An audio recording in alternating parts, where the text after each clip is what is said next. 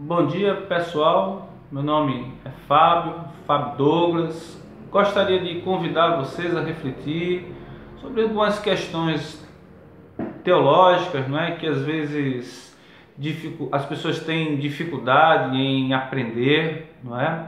E a primeira delas que eu quero convidar vocês a refletir é a questão sobre o pecado, não é?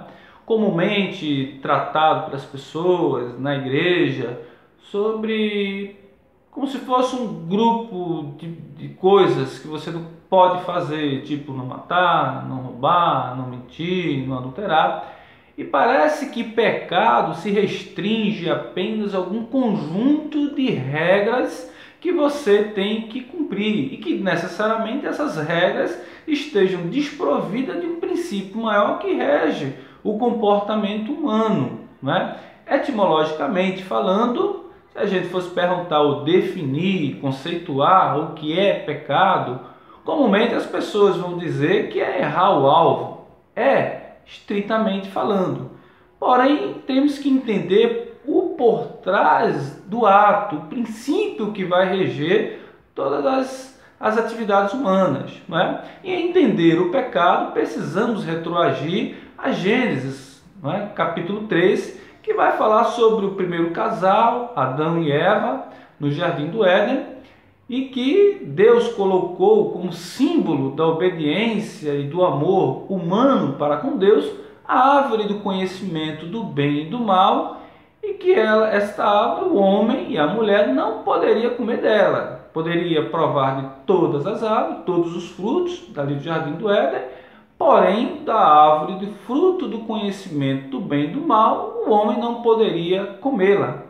Porém, o primeiro casal foi seduzido lá pela serpente, não é? No Jardim do Éden. E aí Deus chegou, a história todo mundo já sabe, e essencialmente o conceito de pecado eu poderia conceituá-lo exatamente aí. Pois o que é pecado? O pecado é quando o homem rejeita a soberania, rejeita a autoridade, rejeita o governo de Deus. E o homem rejeitou naquele momento ali, precisamente falando, o governo de Deus. Ele rejeitou o governo de Deus e passou a viver, querendo viver uma vida independente de Deus. O Deus vive a vida dele, eu, ser humano, vou viver a minha vida. E nesse momento constitui-se o primeiro pecado, a mãe de todos os pecados.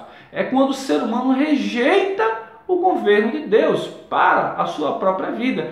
Isto constitui-se no pecado. A mãe, o pai, a origem do pecado é rejeitar a soberania de Deus.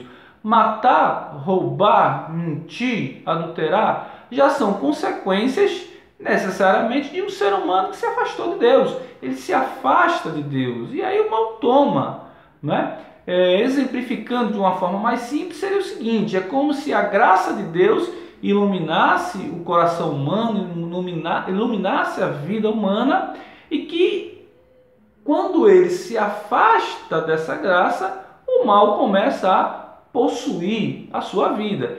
E o homem, a sombra, a maldade vai possuir, vai permear a sua vida. E este ser humano afastado da graça de Deus, ele é capaz de fazer qualquer coisa. Então, matar, roubar, mentir, já são consequências de alguém que já vive afastado de Deus. Por quê? Porque por trás do ato há um princípio quebrado, o princípio da rejeição do governo de Deus. Então, matar, roubar, não são regras. Então, o pecado não é um conjunto de regras daquilo que eu não posso fazer. Pecado é, essencialmente, ter rejeitado o governo de Deus na minha vida. E característica disso é exatamente o que a gente denomina, né, como pecado. Mas isso já são necessariamente já característica, na verdade, de alguém que vive sem pecado. Porque se a gente disser que pecado é um conjunto de regras, a gente vai ser quebrado quando as Escrituras dizem o seguinte: aquele que sabe fazer a bondade e não pratica, já cometeu pecado. Porque o que é que está por trás? O princípio do amor. Ok, galera? Um abraço.